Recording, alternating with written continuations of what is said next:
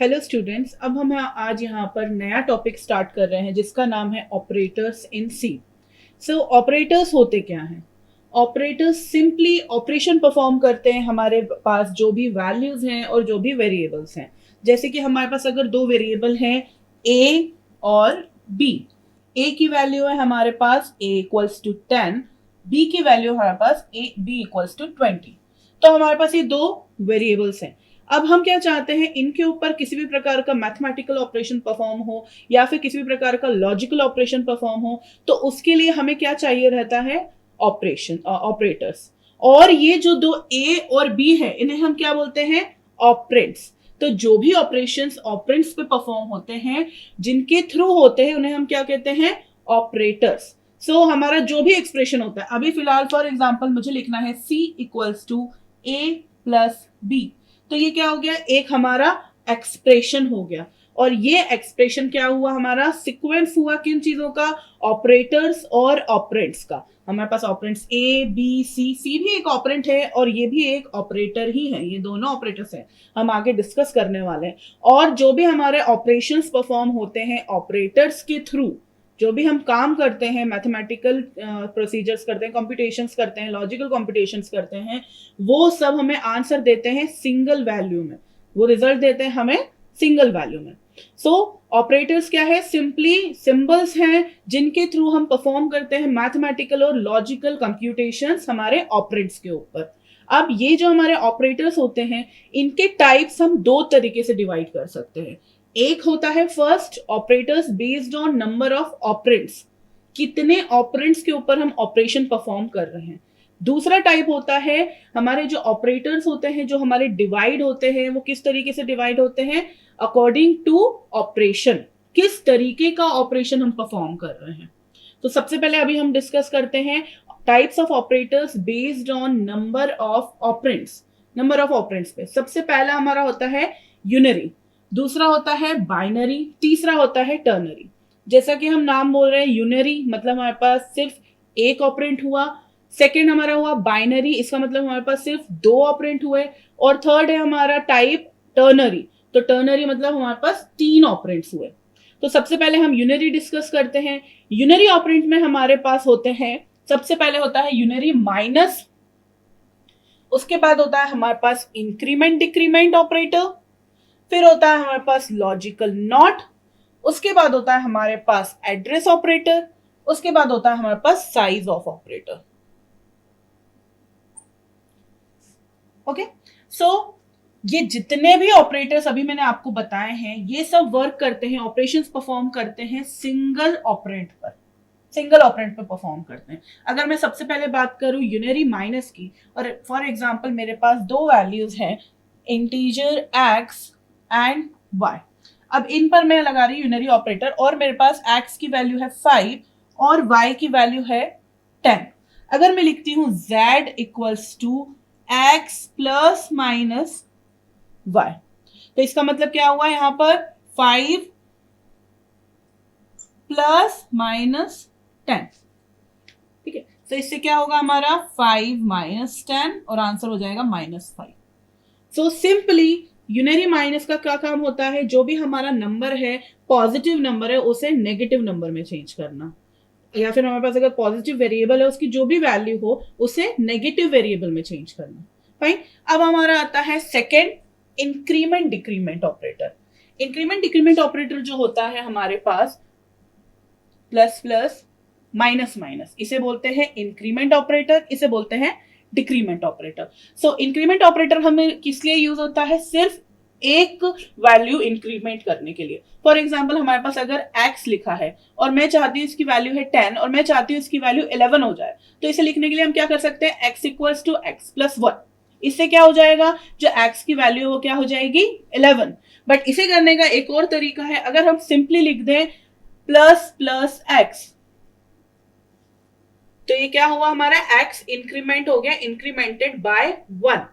Similarly अगर मैं चाहती हूं इसे डिक्रीमेंट करना, इसका मतलब फॉर एग्जाम्पल मेरे पास अगर x की वैल्यू 5 होती और मैं चाहती हूं इसकी वैल्यू में 1 एक वैल्यू डिक्रीज कर दूं, तो उसके लिए मुझे क्या करना पड़ता है? x equals to X minus 1। But इसके लिए हम सिंपली डिक्रीमेंट ऑपरेटर का यूज कर सकते हैं, माइनस माइनस एक्स।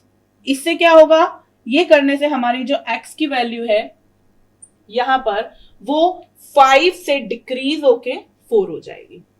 ठीक है, अब इसमें इंक्रीमेंट डिक्रीमेंट ऑपरेटर्स में जो इंक्रीमेंट डिक्रीमेंट यूनरी ऑपरेटर है इसमें दो टाइप होता है, एक होता है पोस्ट फिक्स, दूसरा होता है प्रीफिक्स। पहला होता है पोस्ट फिक्स, दूसरा होता है प्रीफिक्स। तो जो हमारा पोस्ट फिक्स ऑपरेटर होता है उसमें जो हमारे इंक्रीमेंट डिक्रीमेंट का जो सिंबल है वो क्या है, प्लस प्लस। वो हमारे वेरिएबल या फिर वैल्यू भी, हम इवन वैल्यूज कांस्टेंट वैल्यूज के साथ भी इंक्रीमेंट डिक्रीमेंट ऑपरेटर यूज कर सकते हैं, वो हमारे वेरिएबल के बाद लगता है। ये क्या हुआ, पोस्ट फिक्स। और प्रीफिक्स में क्या होता है, यही ऑपरेटर हमारे वेरिएबल के पहले लगता है। इसे हम और डिटेल में डिस्कस करने वाले हैं, हमारा एक सेपरेट टॉपिक होगा इसी ऑपरेटर के ऊपर, इंक्रीमेंट डिक्रीमेंट ऑपरेटर्स के ऊपर ही, जिसके ऊपर हम बहुत सारे क्वेश्चंस भी डिस्कस करेंगे, अलग अलग टाइप के किस तरीके से प्लेसमेंट्स में क्वेश्चंस आते हैं इससे रिलेटेड। ओके, एंड अगर डिक्रीमेंट की बात करें तो फॉर एग्जाम्पल एक और y हमारे पास वेरिएबल है, तो पोस्ट डिक्रीमेंट हम लिखेंगे y माइनस माइनस, और pre decrement pre fix decrement लिखेंगे माइनस माइनस y। ओके, इसका सिंपली मतलब ये होता है कि जो पोस्ट फिक्स का मतलब हुआ, सबसे पहले हमारे वेरिएबल क्या होगा, वेरिएबल की वैल्यू एक्सप्रेशन को मिलेगी और उसके बाद उस वेरिएबल का इंक्रीमेंट होगा। और प्रीफिक्स का मतलब होता है पहले वेरिएबल का इंक्रीमेंट होगा, उसके बाद वेरिएबल का, उसके बाद एक्सप्रेशन को वो वैल्यू मिलेगी। सो अब हम एक एग्जांपल लेते हैं जिससे हमें पोस्ट फिक्स और प्रीफिक्स थोड़ा समझ आए। सबसे पहले हमारे पास एक y नाम का वेरिएबल है जिसको मैंने 10 वैल्यू असाइन करी है। उसके बाद हमारे पास x नाम का वेरिएबल है जिसे हम वैल्यू दे रहे हैं 11। और अब हम y की जो वैल्यू है उसे क्या कर रहे हैं, एडिट कर रहे हैं, मॉडिफाई कर रहे हैं, और उसे हम दे रहे हैं y equals two plus plus, that means prefix increment x। और अब हम इन वैल्यूज को प्रिंट कराना चाहते हैं, परसेंटाइल d, यहां प्रिंट हुआ हमारा y और परसेंटाइल d हमने x प्रिंट कराया। ओके, एंड देन हमारा यहाँ पे क्लोज। अब यहाँ पर हमारा जो प्रोग्राम है इसमें हमारे पास जो हमारे वैल्यूज हैं वो कुछ इस तरीके से है। हमारे पास ये y और ये x, y के पास 10 है और x के पास है 11। x के पास हमने 11 दिया है, और y के, जब हम y की वैल्यू हम फिर से चेंज कर रहे हैं, वेरिएबल की वैल्यू हम फिर से चेंज कर रहे हैं, उस टाइम पर हम उसे दे रहे हैं प्रीफिक्स x।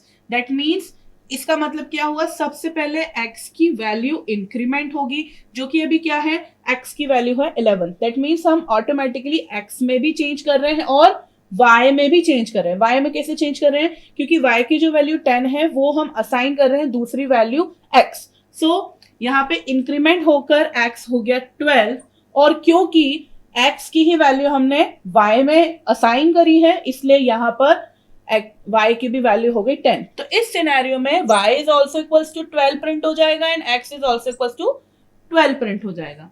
बट अगर हम बात करें पोस्ट फिक्स की, और सेम क्वेश्चन है int y equals to 10 int x equals to 11 y equals to x plus plus, that means postfix. और अब हम यहाँ पे प्रिंट करा दे रहे हैं दोनों को, percentile d y and x।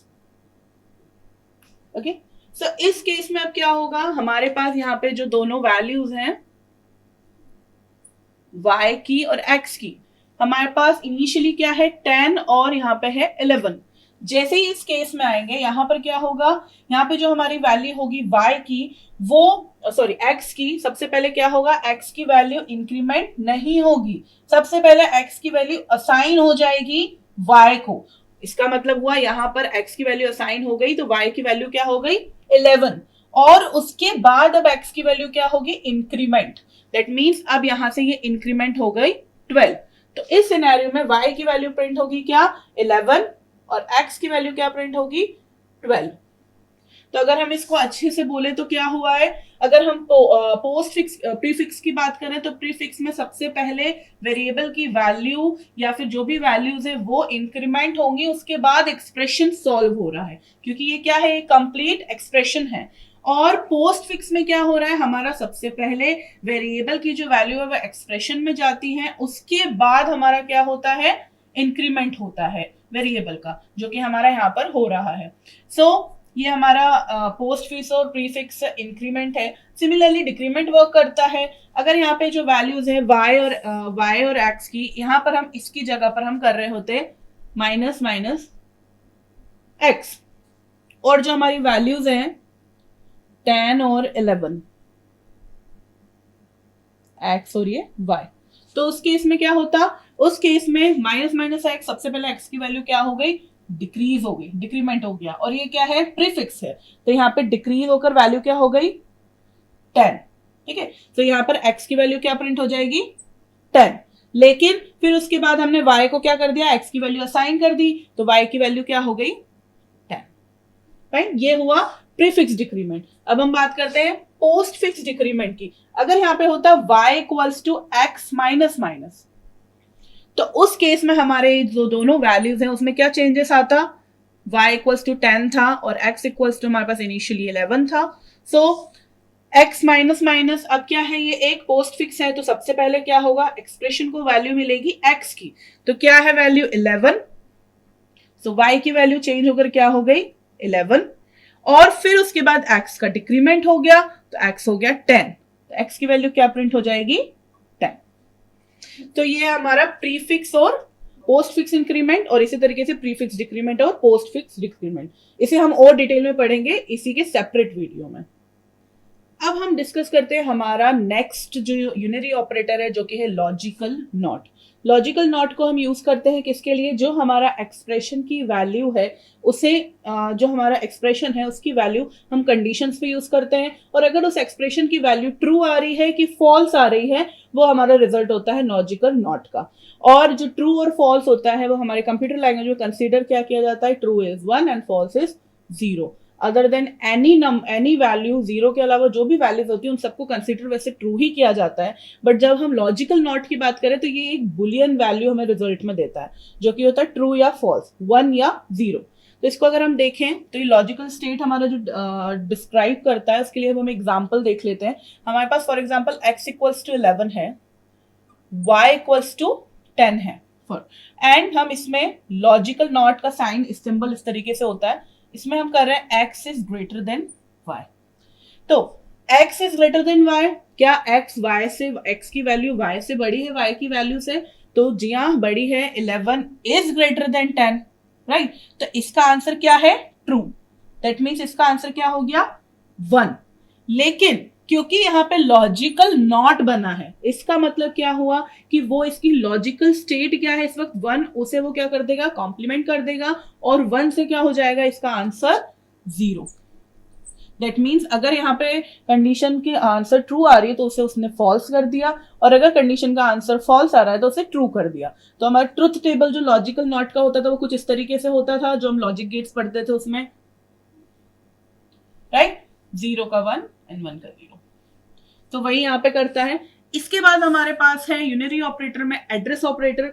Address operator हम यूज करते हैं किसी भी ऑपरेंड के एड्रेस को फैच करने के लिए, और उसके बाद हमारे पास है size of operator. Address operator हम स्कैनफ में यूज कर चुके हैं। साइज ऑफ ऑपरेटर यूज होता है हमारा किसी भी टाइप के, किसी भी डेटा टाइप की जो वैल्यू होती है, जिस पर वेरिएबल की जो वैल्यू होती है, उस डेटा टाइप की जो वैल्यू होती है उसका पता करना। फॉर एग्जाम्पल हमारे पास एक वेरिएबल है इंट a, अब मैं चाहती हूं इस इंटीजर टाइप की जो वेरिएबल है a, उसकी मेमोरी में कितने बाइट्स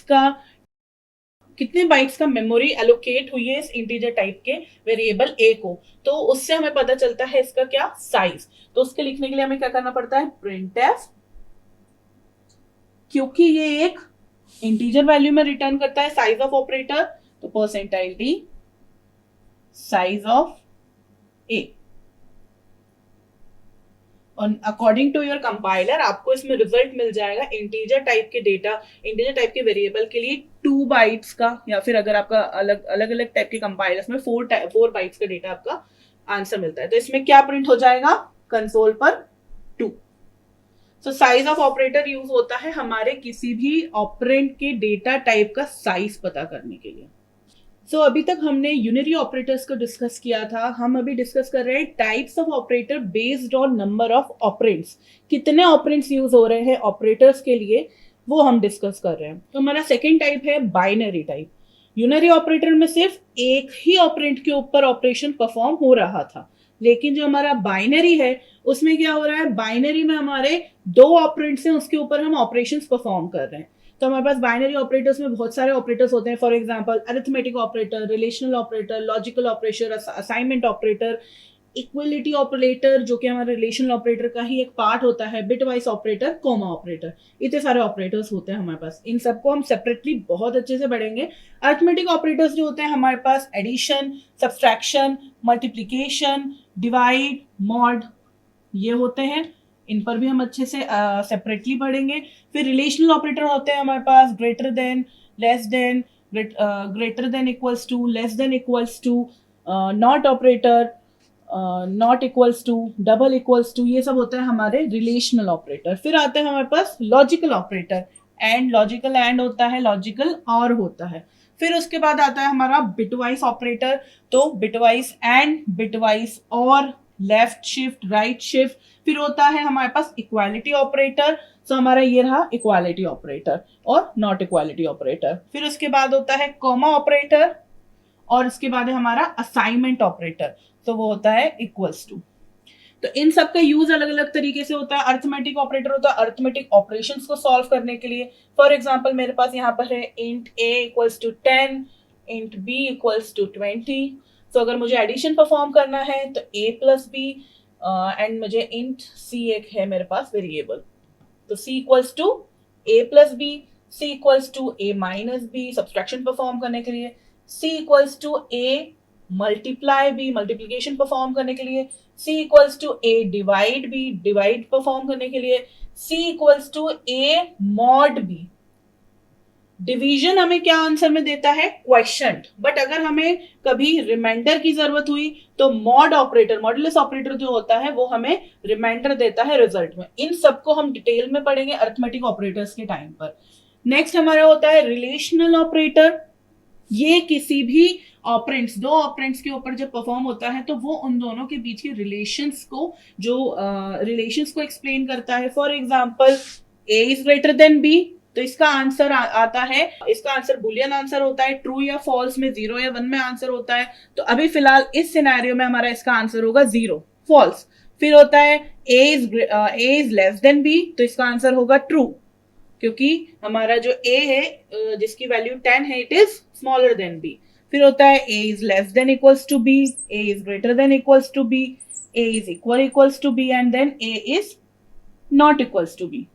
तो इसे भी हम रिलेशनल ऑपरेटर्स में बहुत डिटेल में डिस्कस करेंगे।